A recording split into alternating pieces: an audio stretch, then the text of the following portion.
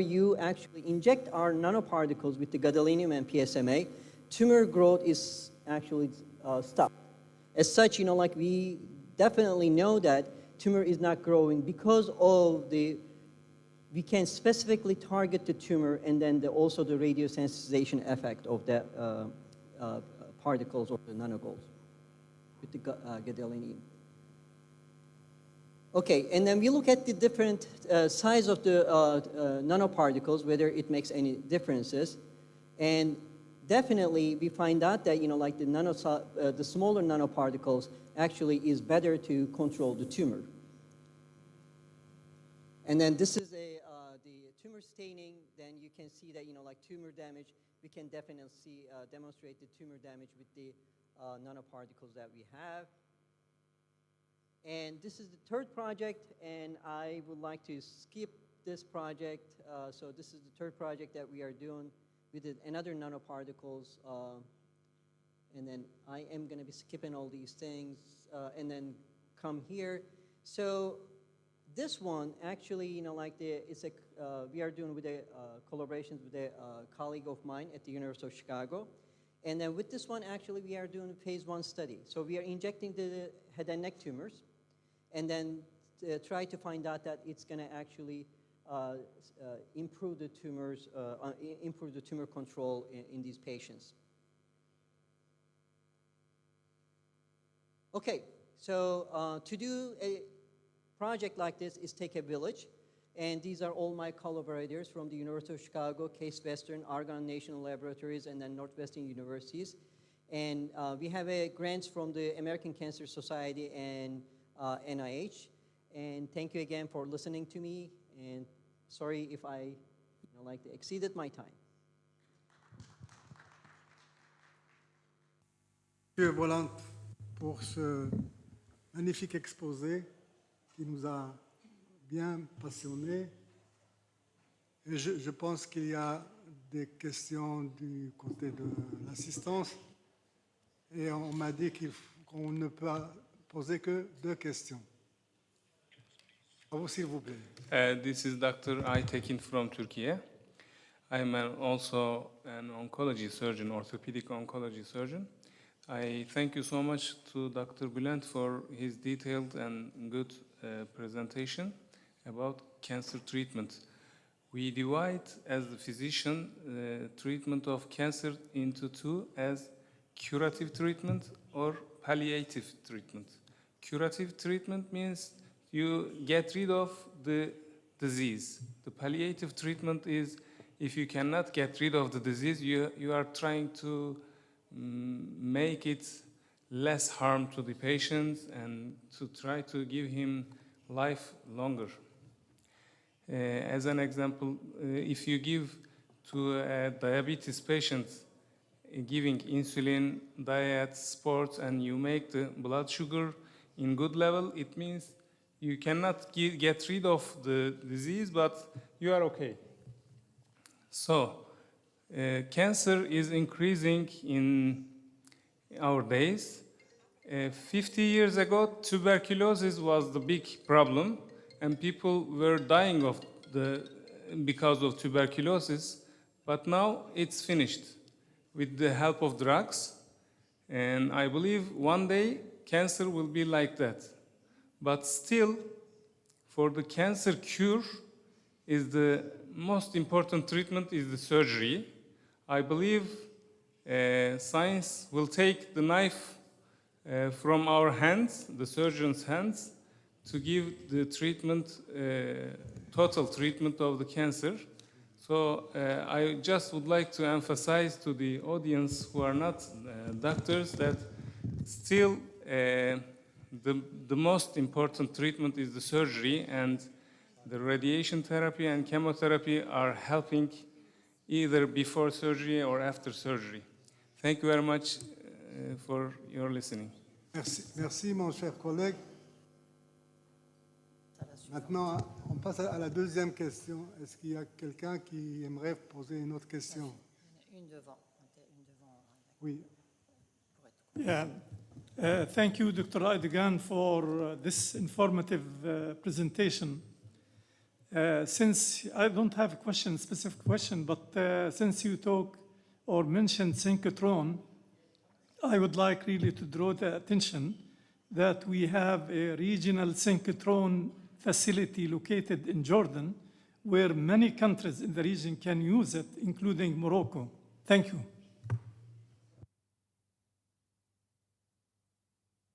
One comment. I was invited to Azerbaijan to give a talk, and they didn't have a cyclotron. They were getting from Turkey, Istanbul, and then it takes a couple of hours to get there, right? And then they have only 2 hours to use it. The window of using the F-18 is 6 hours. It's half-life, right? And then most useful time is around like 2 to 3 hours because, you know, after that, you know, like it's just like you need to inject more dose to the patient, which is not that good.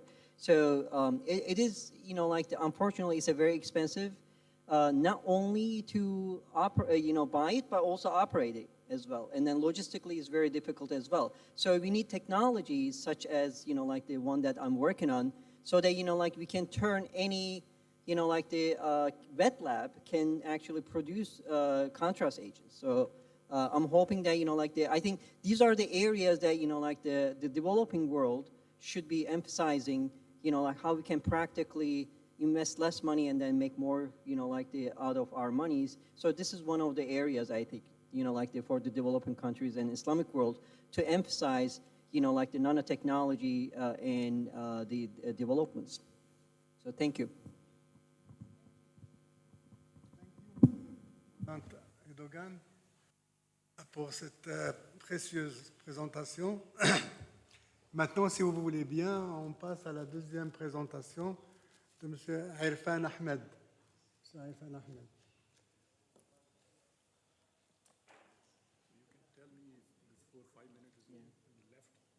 Okay. We'll let you know. Dr. Irfan Ahmed speech will be about biotechnology towards environment-friendly agriculture. He's Executive Director of Interdisciplinary Initiative at the Greener College of Engineering, Executive Director for the Health Market Lab at the Carl Illinois College of Medicine, University of Illinois at Urbana-Champaign, USA. Thank you. Good afternoon. Thank you, everyone. Assalamu alaikum wa rahmatullahi wa barakatuh. I would like to thank from the onset the organizers, the Islamic World Academy of Sciences and the Royal Academy of Sciences in Morocco, and distinguished fellows and guests, ladies and gentlemen. It's my pleasure to be here today. The lab I'm associated with at the University of Illinois is called the Holinek Micro and Nanotechnology Lab. And in recent days, is it moving? Down button? Yeah. So I would just take a minute to remember a giant in the field and a colleague at MNTL who just passed away, the inventor of LEDs. So our lives have been, all have been impacted by this discovery in 1962, 1963, the red LED, and he passed away this September, and his contributions are great. So, yeah. And so he was awarded every prize except for the Nobel Prize by the Queen also, and so we were recognizing him for his service, and so his red LEDs lit up the Willis Tower in Chicago and the Memorial Stadium or the State Farm Stadium in Urbana, Illinois. So my presentation outline would be talking about BioNano and some of the projects. I know because of time we will not be able to get to all of the projects, summary and conclusions. So from a broad perspective, I was glad to see here Royal Highness Prince Hassan's remarks, which touch base with some of the comments that I will be making. So as Muslims, we all know that we are being commanded to plant a tree even if it is your last deed. And so that's what we like to continue. So the Islam totally talks about the practice of agriculture and also to take care of the environment, and those are things that we would like to practice as in practicing of environment-friendly agriculture.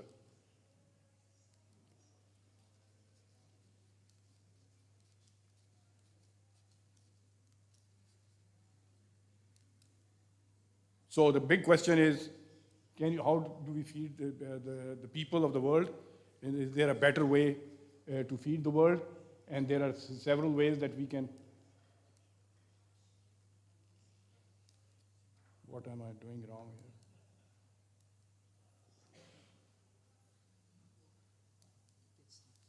here? It gets stuck.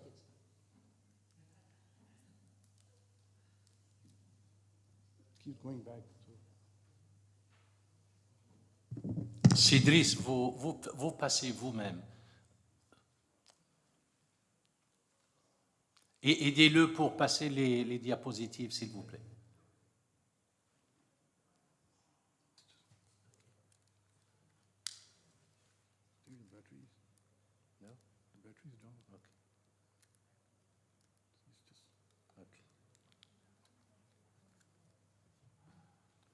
So this will not be included in my time. Your time is up. So I will pause. This will not include in my time. Okay, thank you.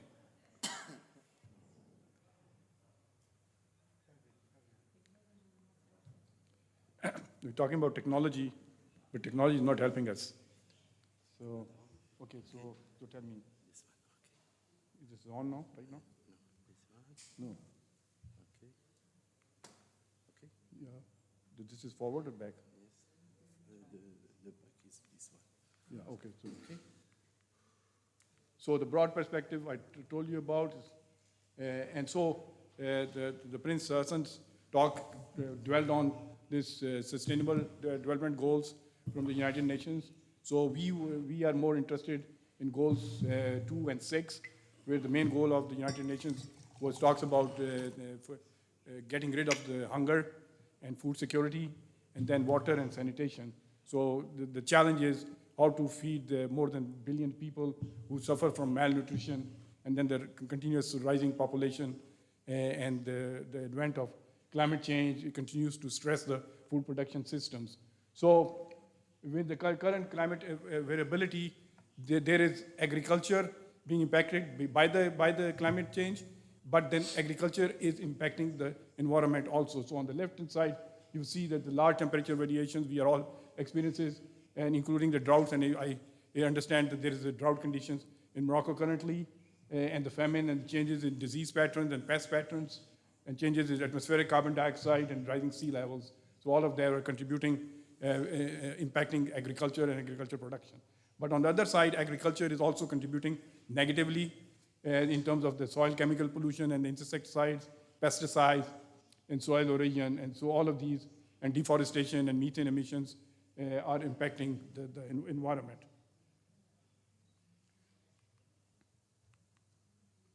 So food security and safety to achieve sustainable food production capable of feeding the future population, it is very important to preserve the resources, and to the current agricultural practices emerged during the Green Revolution are no longer valid. So therefore, the role of nanomaterials may play a role in the production agriculture, especially with evolving precision farming or site-specific farming. And the most promising application of nanotechnology is in the smart crop and food production systems. So we are aware of the challenges, the climate change, the rapidly growing population, the urbanization, the sustainability of natural resources. The bottom picture, as you can see, is from the most recent floods in Pakistan.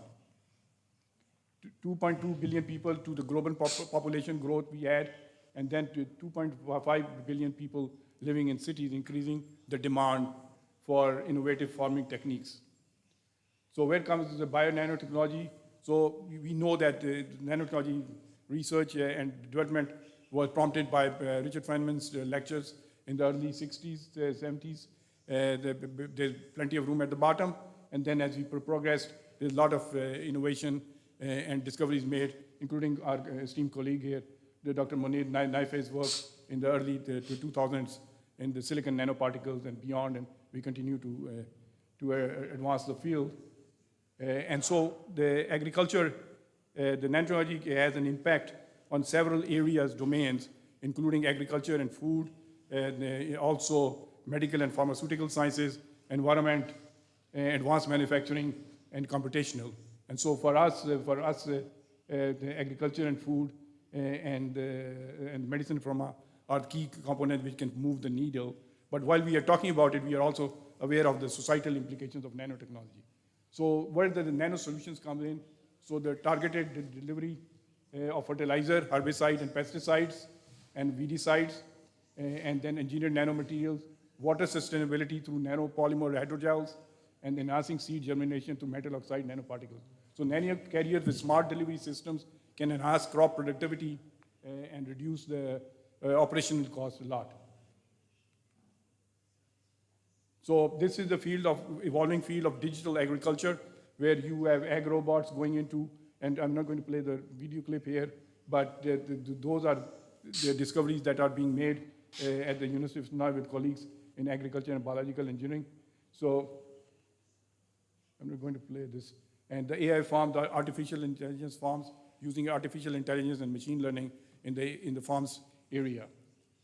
So projects like the Center for Agriculture, Biomedical, and Pharmaceutical Nanotechnology brings across the different platforms in the nanosensors field and optical sensors, and what affects the food safety and agriculture sensors that can be adopted into these. But this is a combination of collaboration between both agriculture industry and agricultural engineers, electrical engineers, and pharmaceutical engineers, and others. And that is the combination that everybody has to be on the table in doing this. Nano clay has been seen to be turning farmland, and I was very intrigued by reading about the UAE recently turned a plot of land in 40 days into producing watermelons. And this is because of the clay and the right composition of the clay.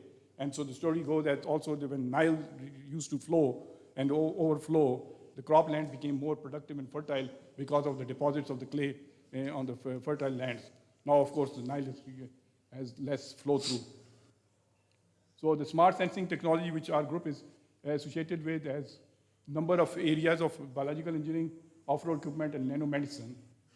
And so these are my colleagues. I'd like to acknowledge our colleagues, Anifi Foley, plant pathologist, and Joseph Spencer, entomologist, and Joseph Erduraj in BioE, and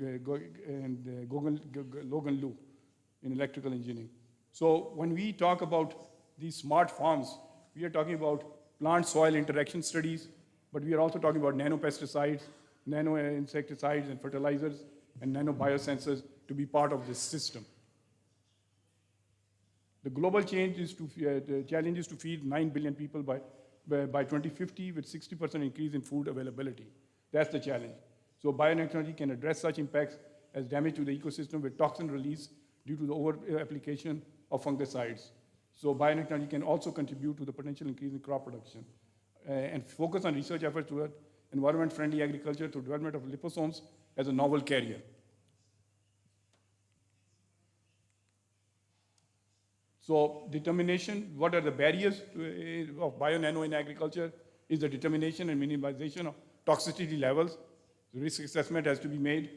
Bio-nano regulatory framework is needed, and the global adoption of new agriculture protocols through the United Nations Food and Agriculture Organization, the USDA, and the FDA, and the World Food Program is needed. So early detection of disease is key. Enable the reduced use of pesticides, and then contributes to decreased toxicity of greener environment, bio-nano sensing of pathogens in site-specific manner, and targeted delivery of nano-encapsulated pesticides.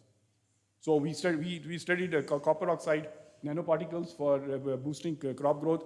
Our graduate students in Ashraf worked on these tomato plants, which actually had a significance in terms of antifungal behavior of copper oxide nanoparticles, showed the spore and mycelial inhibition.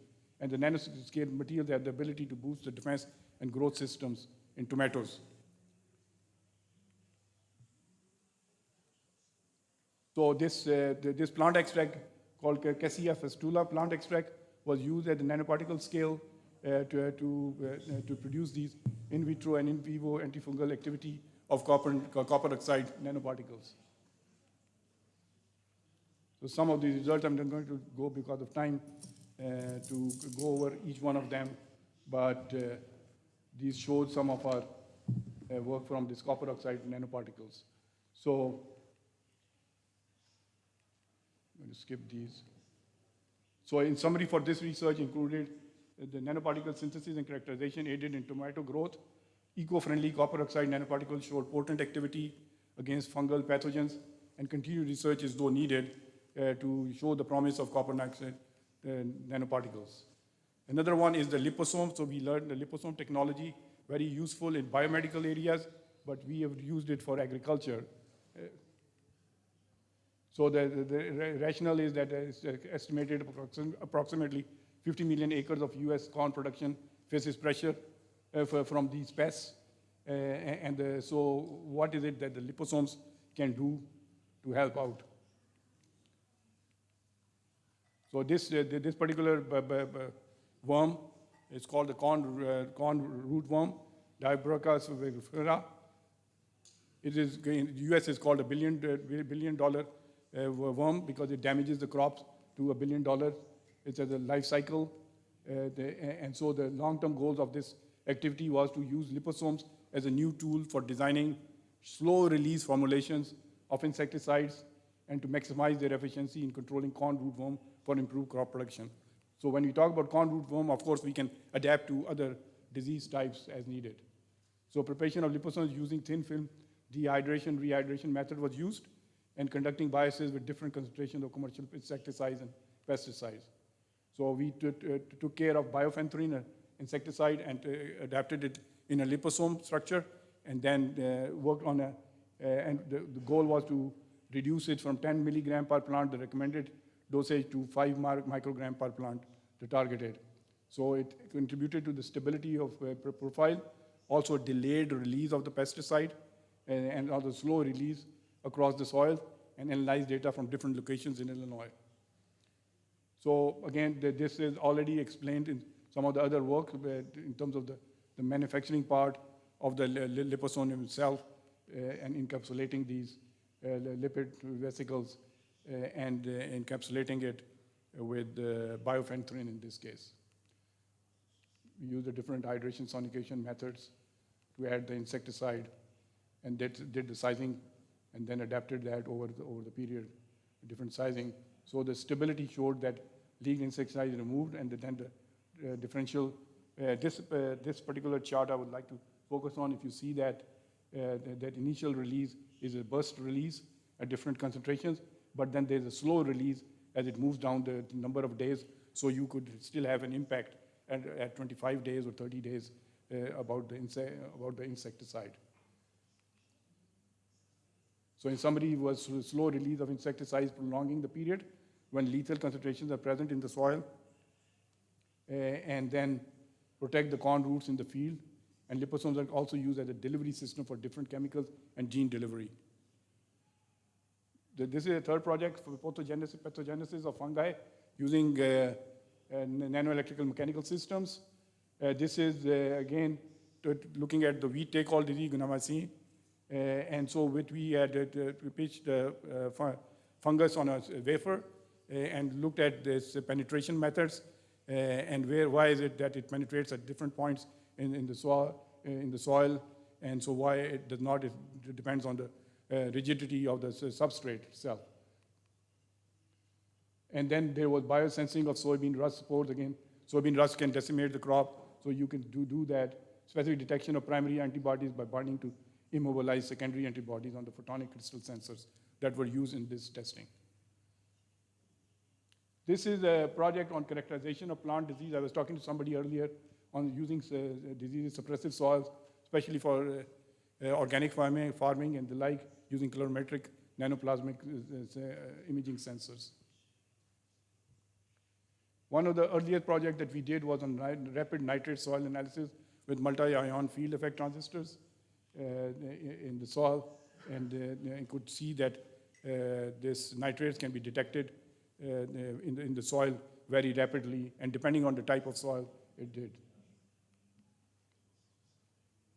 My colleague here, Brant Dagan, already covered a lot of work on cancer nanomedicine, so I'm not going to dwell on this, but these are talking about plant extracts that we took from working with the University of Karachi and collaborated with them on a 50 plant disease database and looked at, this was a project again with the Higher Education Commission of Pakistan and the USAID earlier. And Pakistan has the third highest the cancer rate of all 13 South Asian, Central Asian countries, and 70% of the world's population still depends on complementary medicine CAM. So we tested human breast cancer cells, and also we did this biophotonic crystal sensor sensing, and then subtracted these images, and we were able to find out the presence of the cancer cells. Either they will proliferate or they will reduce. And so here we studied the toxicity of each of these plant extracts. Curcumin was one of them. The work was simultaneously performed at the Islamic Microbiology Lab and in Karachi. The next meeting, I think, would be at International Center for Chemical and Biological Sciences.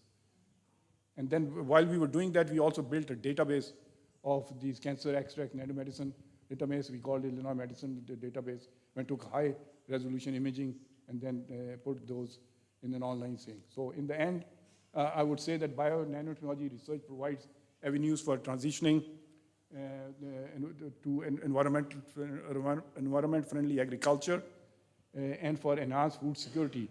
More research is needed. Digital agriculture in sync with machine learning and artificial intelligence and bio-nanotechnology could revolutionize communities. And that is where we think a role can be played in the developing countries and countries like in North Africa and Middle East and South Asia can use these technologies. And the next generation agriculture engineering workforce has to be prepared to work at these intersection of these bio-nano in agriculture sciences, big data, and sensing technologies. So I would like to acknowledge our nano power group, the Professors Munir Naife, Professor Erdogan, and myself have really made it an effort over the last 10 years or so to go and talk about nanotechnology, its application, and engage the students both at the graduate level, postdoc, but also at the high school levels that we did that, and I really appreciate that. And this group has delivered both on the nanotechnology research and development, but also on entrepreneurship. And so Dr. Nefer being a prolific entrepreneur, and I had the opportunity of also start two startups. So I would like to acknowledge our sensing group and the National Academy of Sciences, which monitored this project from the US, and the Islamic Microbiology Lab and the Beckman Institute, and Professors Munir Naife, Tahir Saif, and Rashid Bashir, and then Chemistry Institute, University of Karachi, and then our collaborators at University of the Punjab, Professor Tamina Anjum, and collaborators. So our funding, as our colleague said, all of this research has to be done with some funding. So it came from the USAID, the Higher Education Commission, the Nano at Illinois, and the National Science Foundation, and the Dudley Smith Initiative, including the Illinois Council for Food and Agriculture. Thank you to Islamic World Academy of Sciences and SN2 Academy of Science and Technology. At least you can give me some points for finishing on time, right? Yeah. We have time for 2 questions. So I'll give the floor for you. Yeah, for you. Yeah. Sorry, I can't see exactly the name. You can speak now. Okay. Okay, thank you, sir.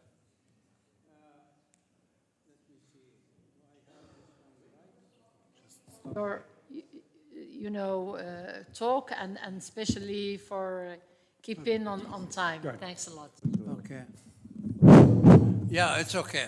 Well, Professor Ahmed, thank you very much indeed for a wonderful presentation here, particularly when we live at times where food security is becoming crucial to the whole world after what we've seen and lacking as a result of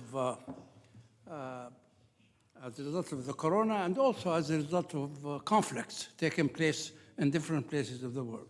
So access to food is extremely important. Access to food, I want to emphasize this, because just simply you cannot grow banana in Russia.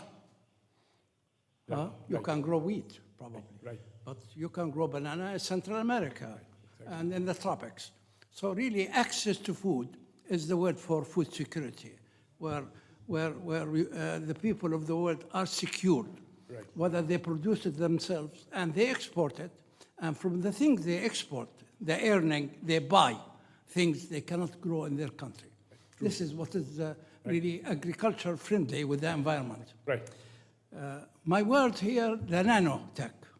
University of Illinois, you are leading in nanoscience and nanotechnology. Right. To remind you, in the 70s and 60s and 80s, you remember the Club of Rome when they came with a beautiful book called Limits to Growth. Right. They put India, they are going to starve to death because simply wheat will be out by feeding the people, increasing population of India. Right. And they said China also will face starvation because of the rice. Okay? The summit centers of agriculture by the World Bank, they invented a new breeding cultivars for wheat and also for rice. Rice, green revolution. Science came in to save India and China from starvation. Now China not only produce enough rice to their people, 1,200,000,000 people, and not India also produce wheat sufficient to their people, but they export. India now export. We in the Middle East, we import wheat from India, and we import rice from China. So look at science, what they've done through centers of excellence of the GCIR, which are 6 or 8 centers in the world in research and agriculture, one in Mexico, one in Philippines, one, separate. They have a rice center, wheat center. They have the agriculture, what you call it, semi-arid zone in Aleppo. Cimit, It's been, Cimit. So science can do wonders. Right, indeed. I am not scared. I am not afraid of 9 billion people will be living on our planet in 2050. I'm not afraid. If scientists really do work, if we are here, do the work to save those people.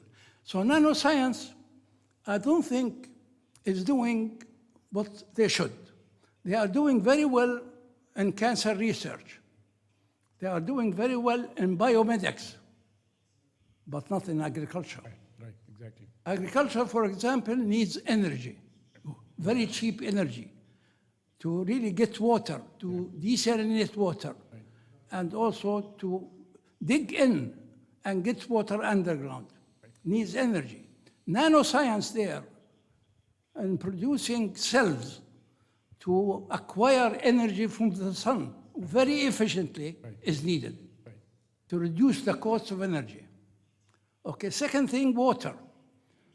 Agriculture needs water, needs energy and water. Water, again, look, 75 to 80% of the world is covered by water. And we have water scarcity. This is very sad for scientists to have scarcity of water while 2/3 of our planet is covered with water. We should really get to it to desalinate water cheaply and provide water to agricultural use. Because agriculture feeding the world doesn't work without water. You see, this is something. And this is where nanoscience, okay, thank you. Can I have Go on. I'm sorry, but we will not keep it on time if, I'm sorry, we cannot make it with 2 questions. So we'll go with the next speaker. I apologize for that, but invite you to just comment with give your question to the speaker later on. I'm sorry for that. So the next speaker is Mr. Munir Mayef. He's professor at the Department of Physics, University of Illinois at Urbana-Champaign, USA. His talk will be focused on energy security between nuclear, renewable and nanotechnologies. You have the floor, and I will let you know 5 minutes before the end of your talk. Les nanotechnologies. Good evening. مساء الخير. I bring you greetings from Palestine, Jordan, and Jerusalem. And what is written up there is a heart with a letter P. It's written with nanotechnology, which means love Philistine, love Palestine. Some people say love Phyllis, an acquaintance at the American University of Beirut. Also, greetings from Chicago, where it's very, very cold now, from Urbana-Champaign, and you're lucky to have this beautiful weather. And I will mention something about this beautiful weather in the present energy crisis, and that it is going to be very useful to Europe. So I wish Morocco good luck, and thanks for the organizers for giving us this opportunity. And thanks for my colleagues, Dr. Bouland and Dr. Arfan, for their always their company and their love and their dedication for helping the region. Energy, now that they've talked about medicine and food, energy is everything, as Dr. Badran was saying. It's beyond, it's what makes everything happen. And so we need to define energy security. I'm not a specialist in energy per se, but I will show you how nanotechnology, as Dr. Badran was saying, would help the underlying basic science and technology for all these sectors of the society. So we need uninterrupted energy. We need the price to be right. We need to be friendly with the environment and handle the climate changes. Energy security has become very important. Wars are fought on that. And we will talk about the different types of energy.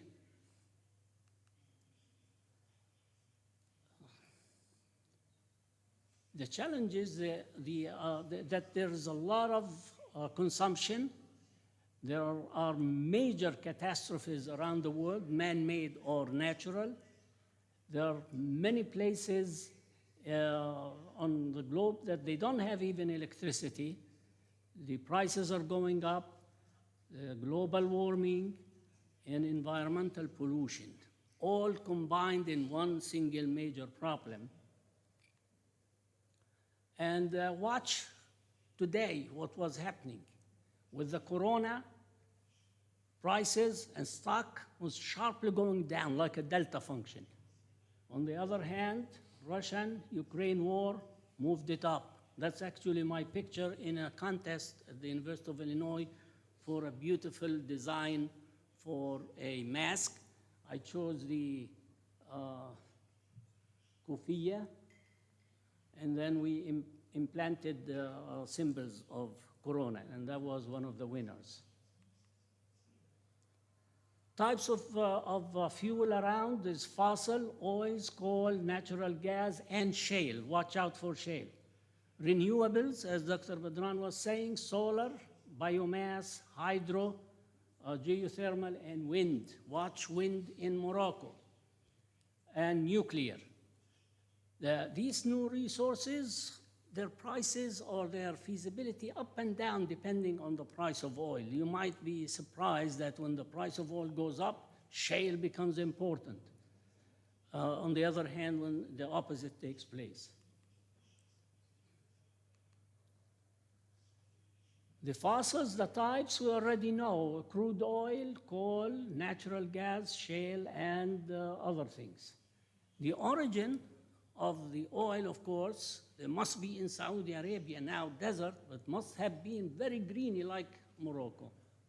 And then things flipped upside down, and all that green stuff were pressured and turned into oil. That's the basic And what we need is to take this oil, hydrocarbons, and burn it with oxygen.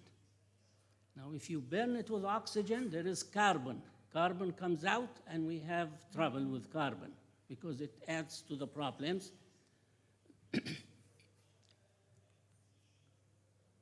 The shale revolution, watch out for shale. That's the shale. What is a shale source? A shale source is an oil source, but it's immature. It has not yet made it through the pores in the rocks. And so regular oil, when you push water in, oil comes out from the other side.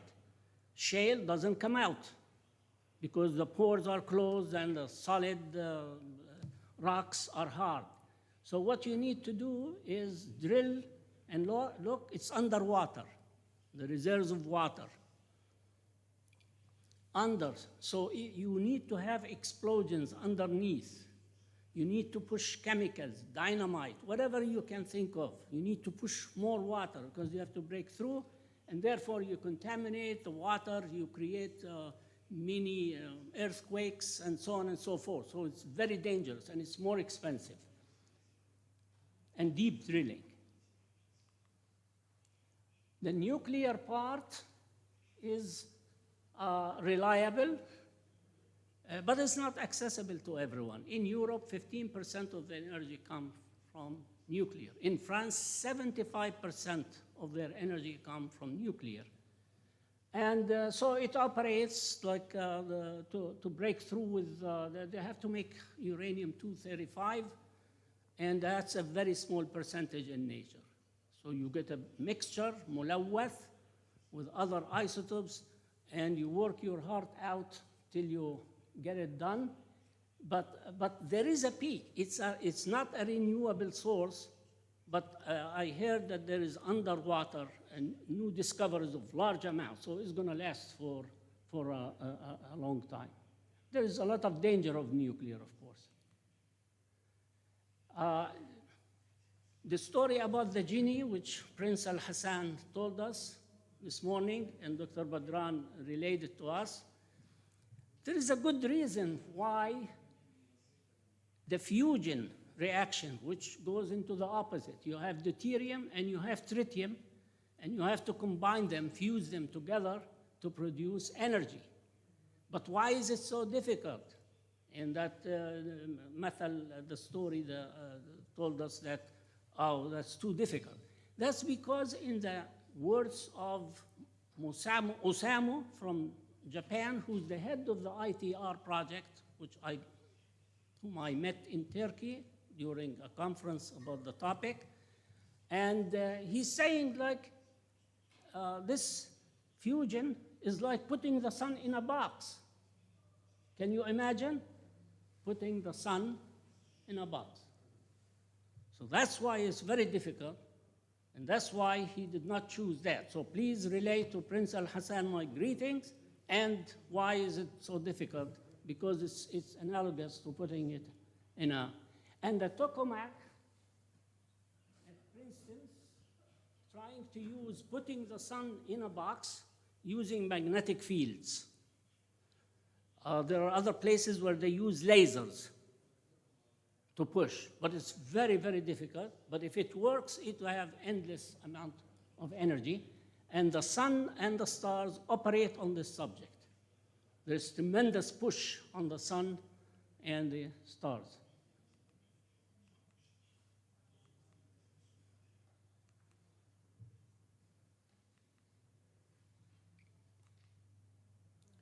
There is a new technology. I don't know whether it's adopted, but there's 10 about countries, Argentina, Russia, America, and other places, are trying to make a new design of a reactor which is smaller, easier, and can be done in place. You build it like a house. And this is the size. It's almost twice the size of a man, the height of a man. It does not operate, it operates on fission, on uranium. It has about 1 ushur, yani 1/10 of the price of a regular reactor, as well as it serves less people. And so, for example, in Pakistan, if you want to generate this and help the country power it, you need about 1 billion of those locally. Each little town, you put one and it powers it. It's more, of course, for security. It's because people worried about nuclear proliferation. So at present, there is one that is operating in Russia, in Lomonosov, in Russia, actually two. And the Chinese model is coming along very soon. Now, we cannot help it because God's creation of climate, whether man helping or not, but there are cycles of climate changes, even before all this hydrocarbons people talked about. And so there are problems like electricity demand increases if the warming takes up because you have to air condition and cool and heat at different cycles. It disrupts energy, it might break through like you've seen in Florida, all these disasters.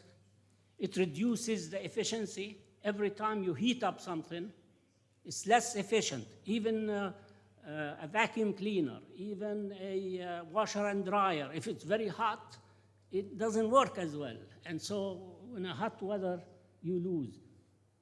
And a temperature from 3.5 degrees centigrade going up to 5. Please keep the micro for the translation.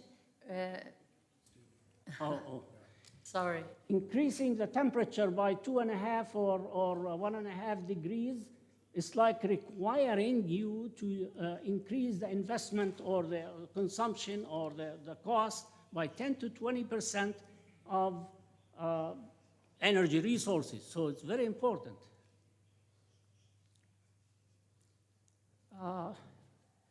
Now, to give you an example, if you heat the earth by 1 degree, from 14 centigrade to 15, it's like you fired up billions of Hiroshima-type atomic bombs. So it's 1 degree, but it's so important because the globe is big. 300 million Hiroshima-type atomic bombs, you fired it on Earth, and all the heat that comes out may make 1 degree. Now, nanotechnology. How does nanotechnology happen? Well, that's my specialty. Nanotechnology has application in many areas: materials, electronics, medicine, as you heard, agriculture, and so on. But the most close to our heart is medicine because it helps disease. We have friends who have disease. We have children. We have our family. And so it's close. But actually, if it can use it to help energy, you can feed into all these.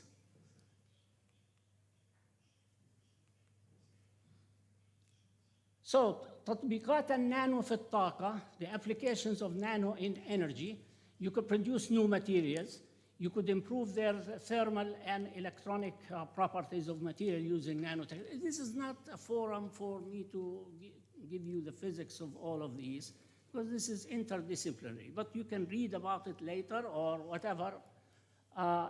Also, you can help nanotechnology can produce hydrogen. Remember, we need hydrocarbons. The oxygen reacts with the hydrogen. The carbon is just sitting there, and it comes out to harm us. But if you can make hydrogen, which we will talk about in a minute, then it might improve solar cells, it might improve lights. Some of these lights, I'm not sure if they are LEDs, but that's the idea. And there are popular nanomaterials, ultra small silicon nanoparticles, which is my specialty, nanowires, titanium dioxide, platinum, carbon, graphene, conducting polymers, enzymes. My friend talked about gold nanoparticles, My other friend talked about copper oxide nanoparticles. So you can make nanoparticles from anything in the world, okay? Any material, just subdivide, break it, you make nano. A nanoparticle, this is in my lab. If you reduce the Earth by 100 million, then reduce it by another 100 million, first you get to the soccer ball, then you get to the nano, that on the right where my picture is, and that is done in my lab. It is the smallest ever, and it takes silicon, the dullest material in the universe, and makes it bright. And I make 4 of those sizes. Each has a different color: blue, yellow, red, and green. And how do we put this into action? And we subdivide it by taking a commercial crystal. It's like a habt al-atayef, like the one I saw at the reception downstairs. It's this big crystal. You grind it with shakush, with kimia, whatever means. And I should say that that picture where it says U of I lights up show was on the cover of the News Gazette at the University of Illinois when Prince Al-Hassan of Jordan was visiting that day, and we met at the president's house, and this newspaper was on the coffee table, and the president put it to show the Prince Hassan is one of your people here doing that. You can make different colors. You see, that's, and I don't look at me, look at the colors. With different covering the rainbow. One application of it in oil in Saudi Arabia, a project, which is how to get the oil out of the rock more efficiently. Because it turns out, even if it's a good oily oil, okay, you can only get 80% out. Like tishrab shai, at the end there's always some left. You can't help it. And so we take the nanoparticles and push them in the rocks to lubricate the pores and to help push. That's a project with Aramco. The head of the project is Dr. Zain Yamani, one of my students, and they were from Australia and Chicago, and a group we got in a grant from.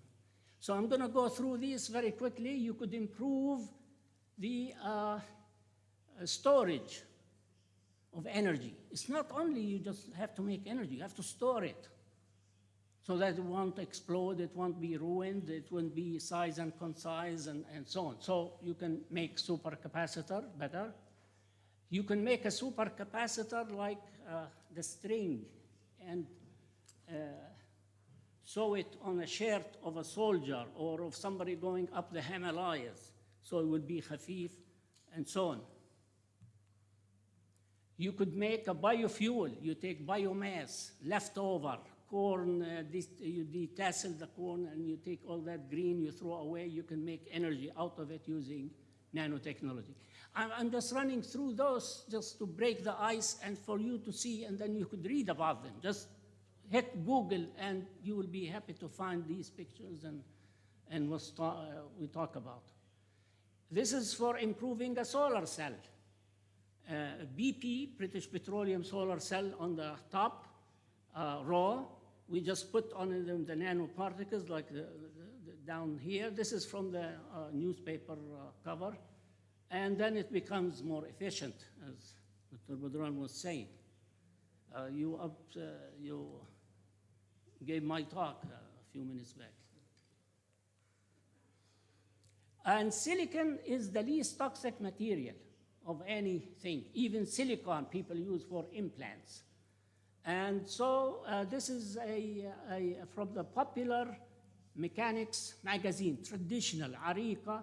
They made an interview with me about silicon in the 109 ways how silicon completely rules your life. Good read if you can find it. So the solution to the energy security is diversification. You have to have oil. There is no way you can get rid of oil. So put it in one's mind that, oh, I'm going for renewable. No, 5. Renewables is not enough. Nuclear is not enough, but pivotal. It might give you steady state if you have the technology. That's why some countries are racing, like Iran is racing to make nuclear energy. Renewables, yes, it fill in the gaps. Intermittent, conservation, of course, and technology and innovative nanotechnology will help you enhance recovery, discovery, uptake of renewables, and conservation. So and you have to fool with the effects of climate, wars, and diseases. My point of view, during the Egyptian revolution, I was in Cairo, right there in the square, Tahrir Square, and this newspaper, Al-Fatah, made an interview with me and asked me some questions, and it says, Egypt's security will not be realized without nuclear energy. That's what I told him. And I really believe it, because all the other components are good. And maybe you have to work on them, get rid of carbon, this and that, but eventually you have to have a component of nuclear energy. France and, as you have seen, France and Britain are going back to nuclear. Now, United Kingdom going back in time. So they have gone back to shale, they have gone back to nuclear. 3 minutes. 3? 2 minutes left. Huh? 3 minutes left. Don't worry. So the queen is dead, but long live the king. Germany is following after the group.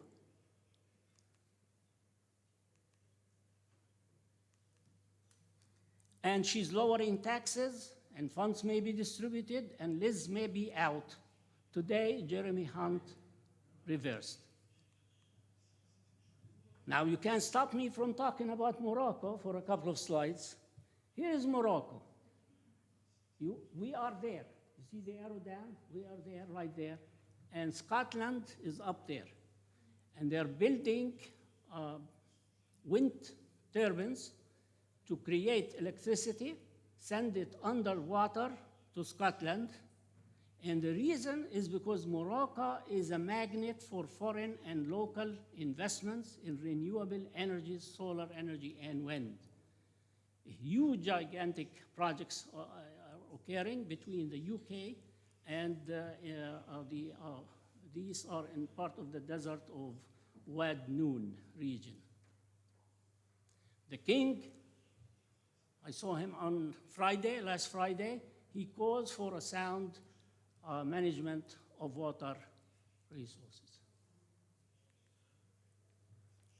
The X-Link, there are some details you could read about, how far, how big, it's a gigantic, how costly.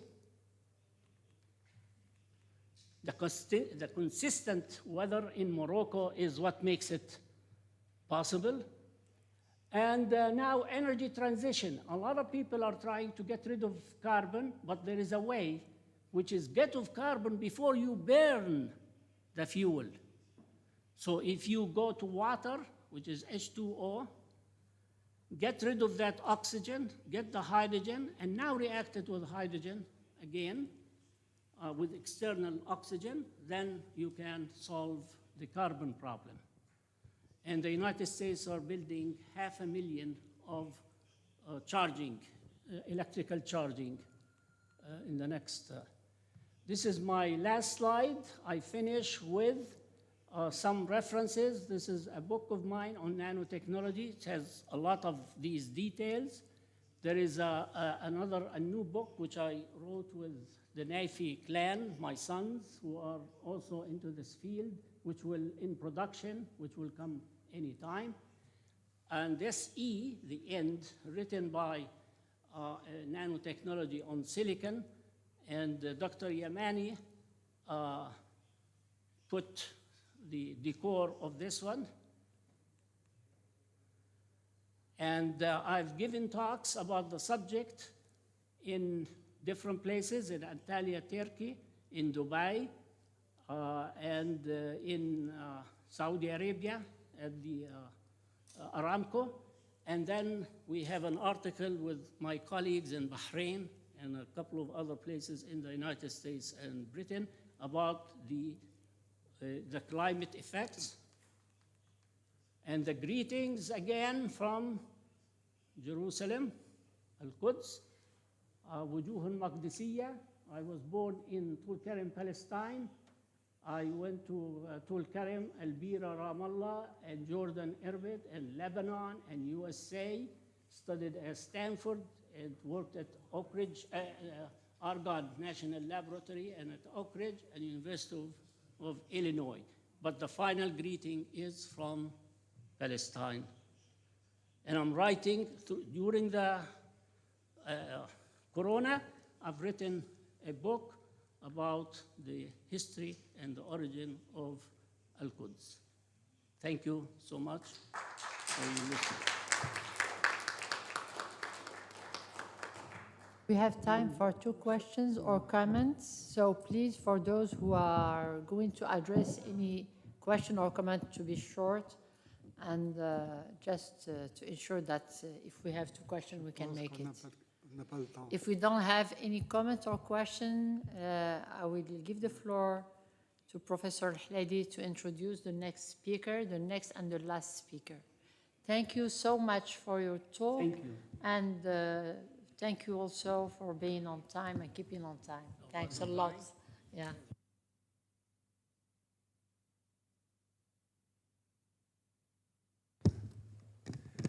Merci, professeur. Et puis, maintenant, nous avons le docteur Moustapha Bousmina, qui est président de l'Euromed Université de Fès et chancelier de l'Académie des sciences et technologies de Rabat.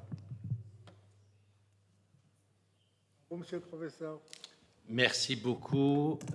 Good morning, distinguished fellows, dear colleagues, dear guests.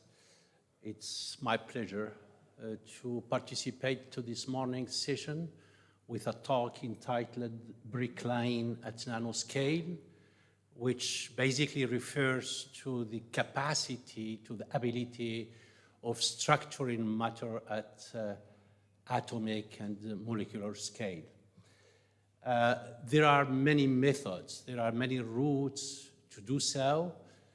Most of them are based on chemistry or physics, but today I will share with you a generic method based on physical chemistry that allows really structuring matter at nanoscale and controlling and tuning both size, shape, and functionalities. So the first part of my talk will be dedicated to the fabrication method. The second part, I will show some applications in biology and in medicine.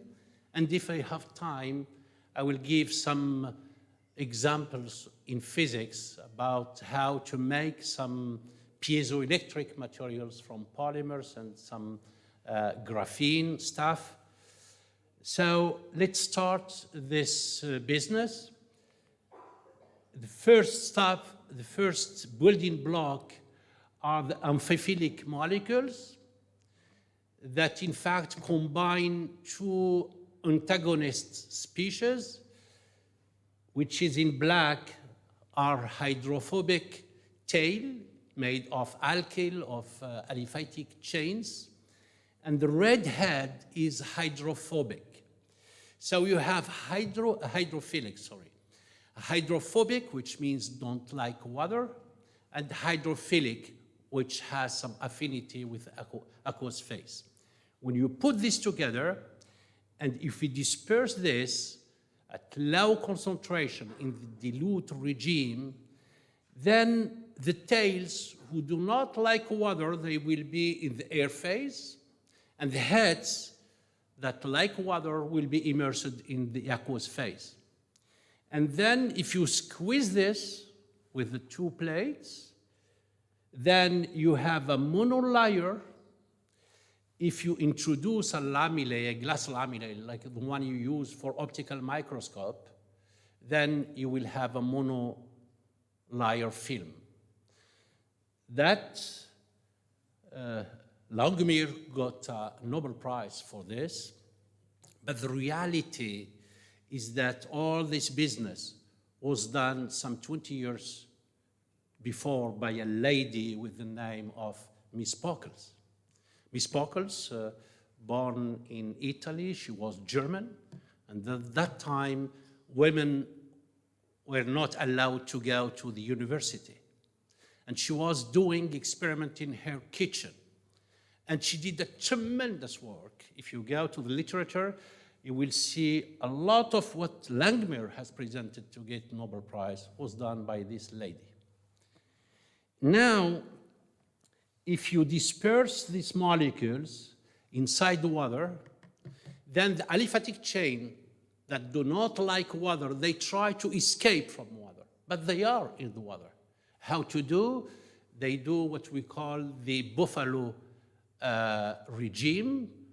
Now the buffaloes, when they are in the forest, they are surrounded by lions. The only thing they can do is that they come into close vicinity and then they protect themselves. Exactly the same. So the aliphatic chain, the hydrophobic chain, they will come together, and the heads that like water, they will be exposed inside the aqueous phase. It's the inverse if you disperse this in oil.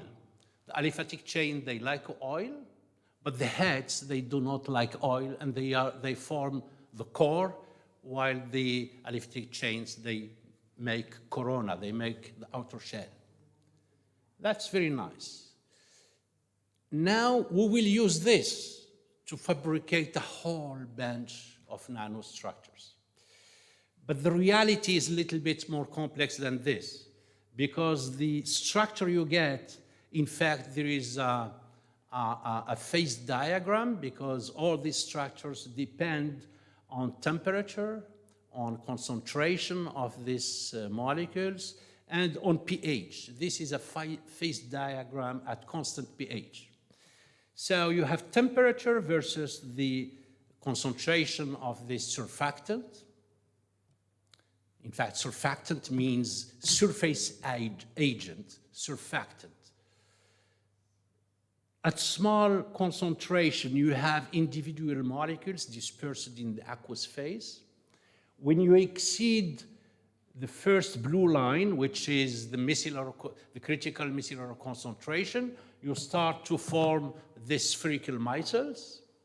And then if you further increase the concentration, then the spheres will line up like in a string, and they will form a cylindrical form. And then if you increase the concentration, all the cylinders, they will come into close vicinity, and you have hexagonal form.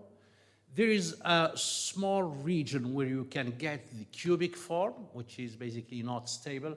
And if you are at high temperature and high concentration, you have like liquid crystals, lamellar type structure. And you can go from one phase to another just by changing the concentration. Or you can go, this is a round trip business. You can go this side by increasing the concentration. You can go to the other side if you add the aqueous water, so to dilute the system. So now, let's say you are in the region where you have cylindrical shape. You bring a source of silica, and then you start condensating silica to make silicate. So if you are in this region where you have lamellar type structure, you get a lamellar type of structure. This is similar to clay. Clay basically is made of silicate, and the whole structure is maintained by some cations inside. But if you want to use clay, for instance, to reinforce polymers or if you want to use clay to make some paintings, if you don't expand the spacing between the different lamellae, you cannot get any benefit from clay. So you need to expand. But here, it's already expanded because this is what we call intercalation. You have already intercalated system. So you can use this as a filler. We have an international patent on that. As a filler, or you can use some electronic devices with this. Now, if you are in this hexagonal at the right side of the screen, then you get a hexagonal structure with a solid wall, and inside is flexible. It's organic, flexible molecules. And if you heat, if you calcinate at high temperature, then you will remove the organic phase, and you end up with this porous material, nanoporous material. See, the size here is 5 angstroms. Remember that carbon-carbon bond is 54 nanometer, angstrom. This is like if you have 4 atoms of carbon. And by selecting the length of the aliphatic chain of the hydrophobic part, you can really adjust the size of the pores. If you want to have 6 angstroms, we can make 6 angstroms. If you want 7, we can make 7, not 5, not 6, not 8, 7. So it's really magic route how to design well-tuned structures. Now, what we can do with this? This has many applications. Among the applications, you can make membranes for filtration of water and other solvents. You can make dialysis in medicine. You can make chromatography by size exclusion. You can make membranes for chromatography. You can make lasers, because if you use different sizes of the pores, then you can select the wavelength of the light and you make a laser. You can make catalysis, because these materials, they have a huge specific surface area, which means the surface area per gram. This material here, it has more than 1,000 meters square per gram, which means that comparatively to a flat surface, as if you have for 1 gram, as if you have 100 meter multiplied by 10 meter, a huge surface area.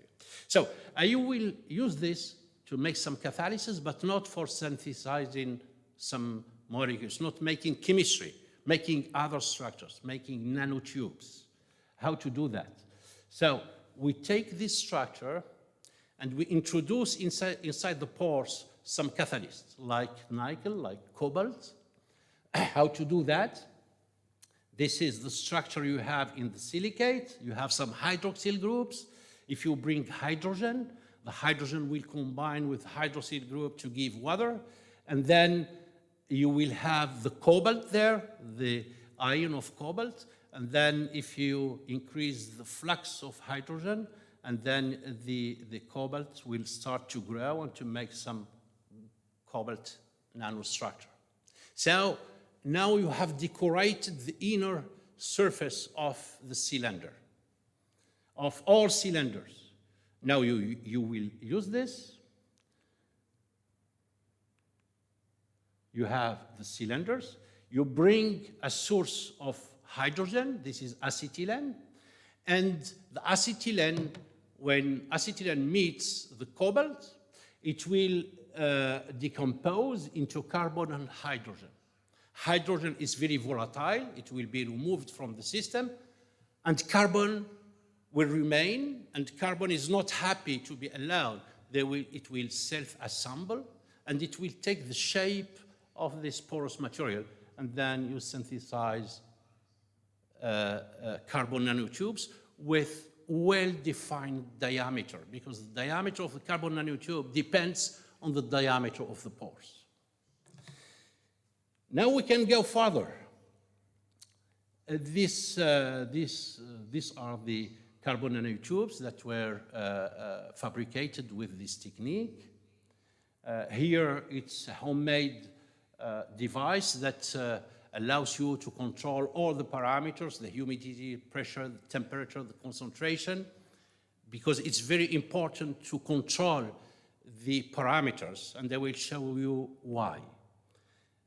Here you can synthesize a whole bunch of structures, whether amorphous, mesoporous, nanosprings, and this is what I will show, graphite, graphene, with the same method, depending where you are in the phase diagram. So let me show you this. We really, frankly speaking, that was not our target when we started this business. We got nanosprings, and we couldn't understand why we have nanosprings, from where it comes.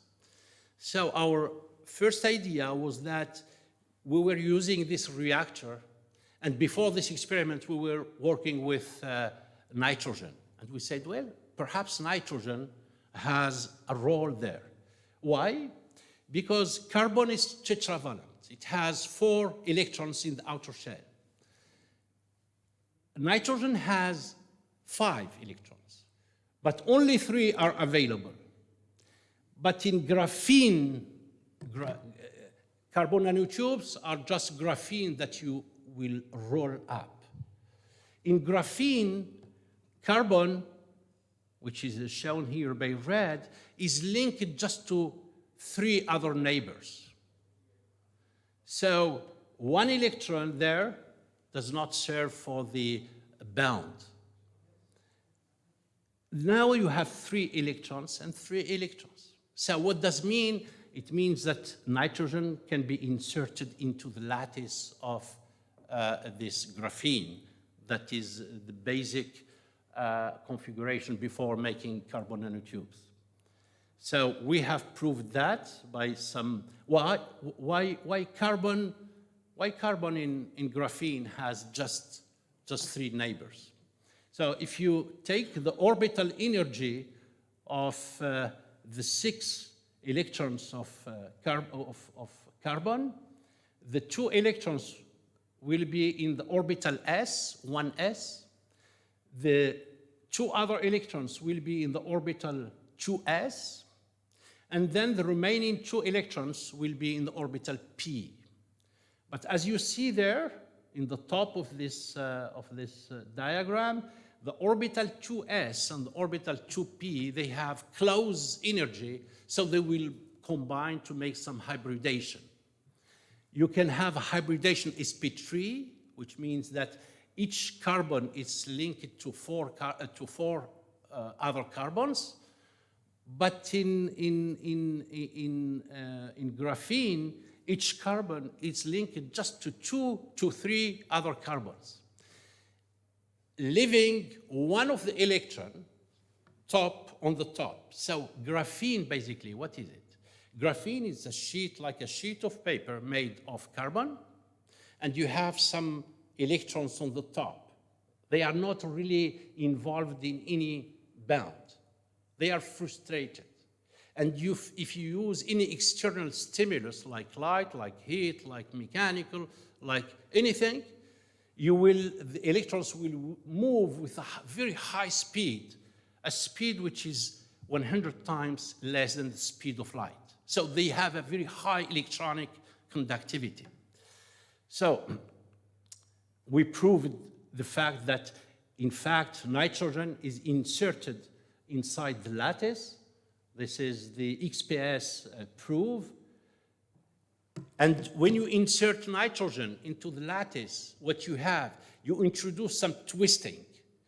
The graphene is not anymore very flat. It has some twisting. And if you want to roll up something which is already twisted, if you want to roll up, if you want to make like when you want to fabricate a cigar from a sheet of tobacco, so you will roll up. If you roll up something which is twisted, it will generate nanosprings. So the other reason why you have, if you work with excess of acetylene, then in the lattice of graphene, you don't have only hexagonal type of structure. Some carbons, they will make C5 and others C7, and this will make some twisting, and when you roll up, then you will have these nanosprings. And there are some proofs with Raman spectroscopy, which is in black. It's, you have D and G band, very known for carbon nanotubes. But for carbon nanosprings, you have additional peaks that coincides exactly with this configuration. Well, now this is my son when he was 3 years old. Now, take these nanosprings and we will try to stretch them. How to do that? We take these nanosprings, we submit them to a laser with a well-selected wavelength, and then when you submit this to a laser, then they will stretch. They will release the strain that was concentrated during the rolling up. If you remove the laser, then the nanospring will come back to its initial equilibrium shape. Then you use again laser, it will stretch. And you will stretch in accordion manner. So this is very interesting because you can now use this for some applications. For instance, if you want to remove fat from the veins, you know, the people who suffer from cholesterol, like I do, they have fat, which is adhered on the inner surface of the veins. If you send these nanosprings and you use a laser which is not harmful for the human body, like the laser you use for correcting in ophthalmology, then you will open and the springs, and then you will remove this fat. And when you finish the operation, basically you use another wavelength to degrade the carbon nanosprings into pure carbon, and pure carbon can be assimilated by human body. Now let me go to another application for cancer cells using these carbon nanosprings. So in our innate immune system, we have different kind of immunity. There is one innate immunity comes from what we call natural killer cells.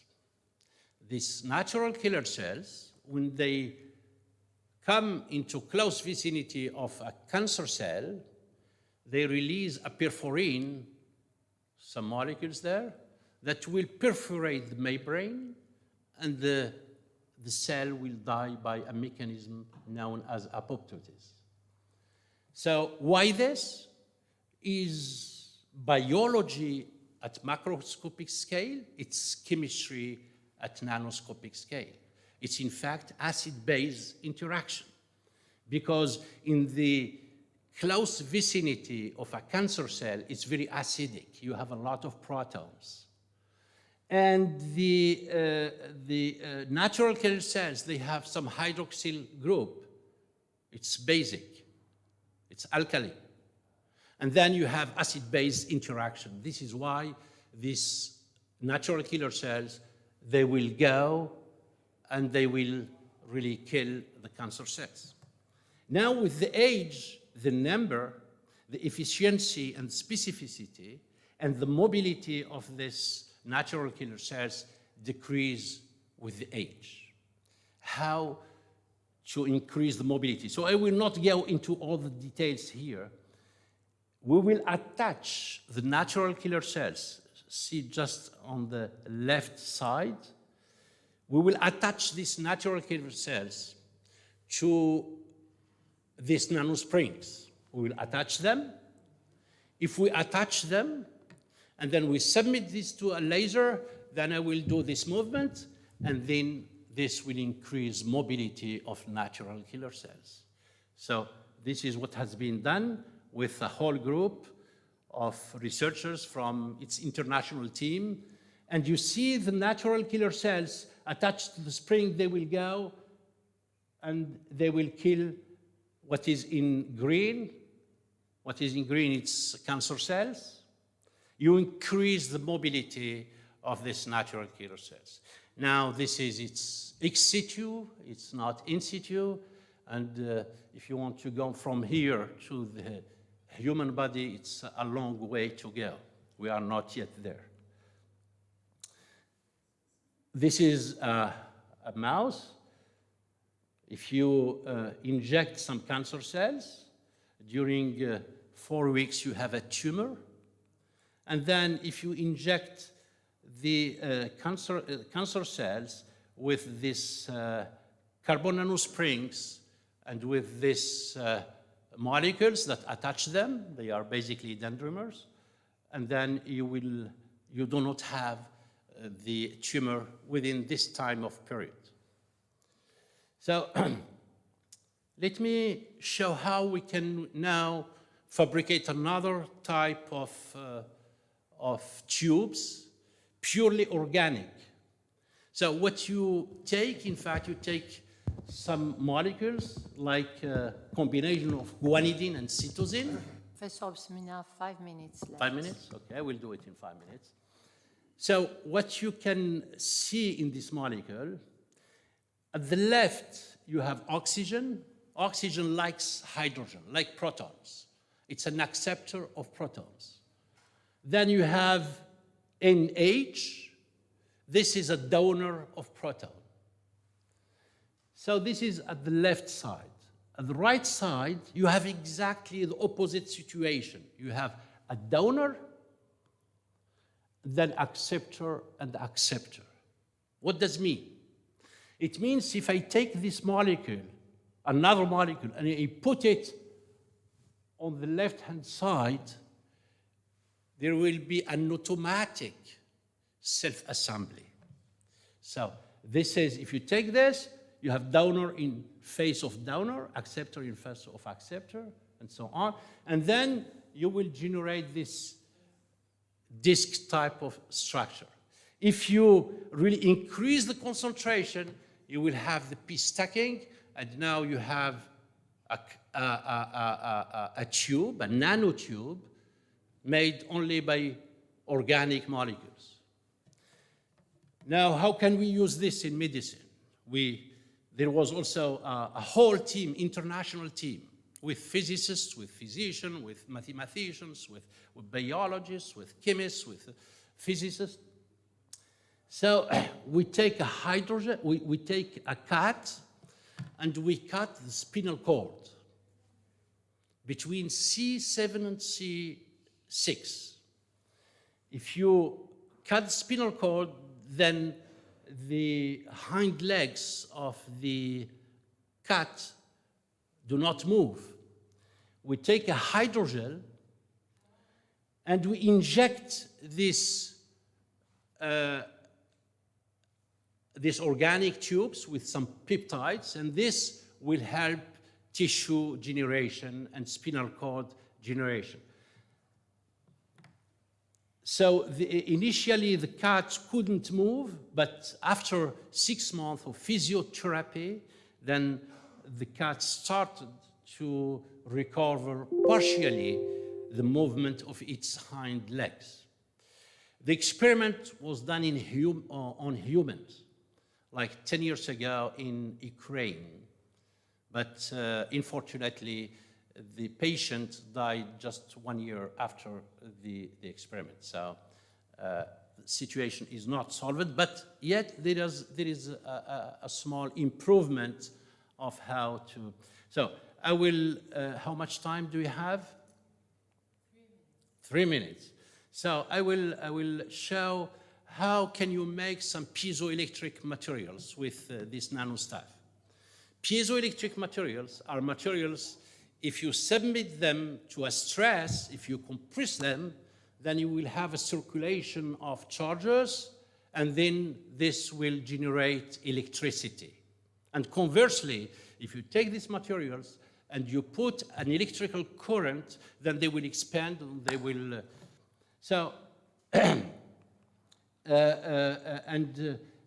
the density of charges you get is proportional to the stress you apply, and the coefficient of between the two quantities is what we call the piezoelectric coefficient. So now we had a contract with a company that wanted to make some piezoelectric materials for the people who are doing sport. They wanted to fabricate small patch, like the patches you put on your skin to stop smoking, and yet they wanted to have the heartbeat and the blood pressure measured by these piezoelectric materials. So the requirement was that to have a piezoelectric materials with a piezoelectric coefficient higher than 650, a modulus which is less than 150 megapascal, and density smaller than 0.85. If you look at all existing materials, there is no one material that satisfies all these requirements, starting from the density. All the materials you see there, you have the Young modulus as a function of density. The smallest density are polymers, like polyolefins, like polyethylene or polypropylene. The highest modulus are given by ceramics, but we cannot use this to make this patch. So what we did, we take some polymers, and we will make some holes inside the polymer, like polypropylene. You introduce some holes, you increase the density. So, and once you have the holes, you inflate this polymer with a gas, and you submit this film to a corona treatment, a high plasma discharge. You apply a high voltage. And then if you apply high voltage, you will ionize the gas that is inside the holes. And then if you put a pressure, then you will have a circulation of these charges. If you put a pressure, a stress, then you will convert the stress to an electrical field. That's very nice, and so stress will give you a polarization. So this is what we did. We took a polypropylene, we dispersed inside the calcium carbonate, then you stretch this, biaxial stretching, and then there is no strong cohesion between the calcium carbonate and the polymer, then you will generate holes, and then you submit this, so you make a metallization, you submit this to an electrical discharging, and then you will generate the positive and negative charges. You have a polarizability, then you have a piezoelectric material. So you have, and this is a device that we have developed, we have patented, to how to make this bioaxial stretching of these polymers. So the movie doesn't work, it doesn't matter. So I will go to the end slide, the last slide. Now, if you do just holes with the ionization of the gas inside the holes, you don't really reach the requirement that the company wanted. Why? Because there is not a lot of conductivity inside the material. How to solve this? There is a patent on this, international patent. You add graphenes, and you try to adhere graphenes to the holes.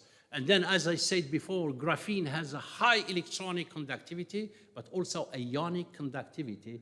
And then you can make some piezoelectric transducers. I will end my talk by the following remark. We have heard this morning a lot of things you can get from nanotechnology. So this is the periodic table, and all the properties you can get are fixed by the location of these atoms on the periodic table, are fixed, are dictated by the nature of atoms. When you do nano stuff, for instance, if you take silica, if you take one property, optical property is gray. If you reduce the size of silica, then you will change the color just by reducing size. And if you verify other physical properties, they will be changed. Most likely, they will change when you reduce the size. What does it mean?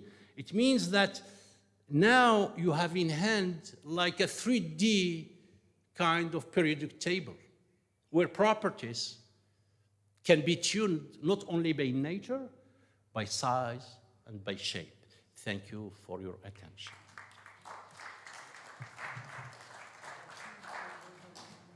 Cette intervention passionnante et intéressante. Je pense que dans la salle, il y a passablement de questions. Il y en a une là. There is a question on my left. You have the floor. Yeah. Thank you for a wonderful talk and applications in the medical field and other things. Of course, nanotechnology is exciting for the young and the old, the layman, even the people in position in offices. I understand that your academy has designed some kind of programs for the youth. Have you done anything in the field of nanotechnology to use it as a vehicle to attract or to help the young generation get into science and technology? And could you a little bit tell us about your programs at the Academy for the youth? Yes, thank you very much. Our Academy, in fact, has done two kinds of initiatives. One is what we call the Week of Youth and Science, where we have scientists everywhere in Morocco, in all small schools. They talk to kids to explain to them about science, why science, and they do some hands-on experiments. On nanotechnology, just if you show them, for instance, if you take quantum dots, and you show them, give me the presentation. You take the quantum dots and you show them just the change of color. And then if you take some animals and you inject these quantum dots and they will see all the organs of the animal, it's very amazing for them. Another initiative, and we did a lot of conferences, of experiments in different schools of Morocco, really across the country. This is what we call Week of Youth and Science.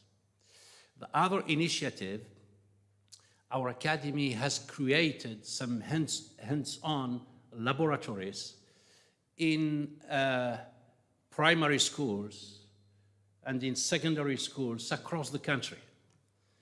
And we provide them initially with some grants, not a lot of money, $10,000 just to start buying some small devices, and we give them $1,000 per year to run these small labs. And we did that across the country. And now kids, they come and they play, and they are really very interested with science. We did that why? Because as in other countries, some 10 years ago, people, all the students, they want to do business. They want to make a lot of money, and they were not really interested by science. So now the situation is starting to enhance, not only due to our initiative. There are other initiatives in let me just show you this, what I was saying, just how to make kids very interested to this, to nano.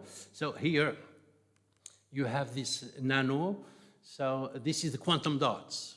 If you change the size of the quantum dots, you change the optical properties. These are kind of dendrimers. You take the size constant. You don't change the size. You change just the composition, and you change the color. And if you put these molecules inside an animal, you can see exactly all the organs in the animal. This is very fascinating for kids. But there are a lot of examples, and my colleagues from the academy, they can tell you in private really all the programs we have in the academy. Thank you, Professor Ousmina. We are having here last question before we end this first session. You have the floor. Dr. Ousmina, and I would like really to thank all participants in this session because they are tackling a hot topic which lies at the forefront of science. Now that I have a comment, really there's a concern about the specificity of using nanotechnology in treating certain diseases or even in agriculture, handling pesticides and so on. What do you comment? Anybody of you can comment on this? Thank you. Thank you very much. You know, when It's like another session. I will get just Donc, a short, la première session est levée. Terminée. a short response. Like when we started biotechnology, all the society was afraid from nanotechnology, from biotechnology. It's exactly the same here. I don't say that there are no some health concerns. There are some concerns, but we should not go beyond what science is saying. I will make an experiment right now about nanotechnology, right now. I had really now in my lab billions of atoms that went during this respiration. And yet I am alive. So nanotechnology can help both in agriculture, in many, but there are some health issues and we should take them into account. Thank you. Thank you, Professor Ousmina. Let me thank the speakers for their talk, very interesting talk, the participants for their attention, and my co-chair. So see you later. Thanks.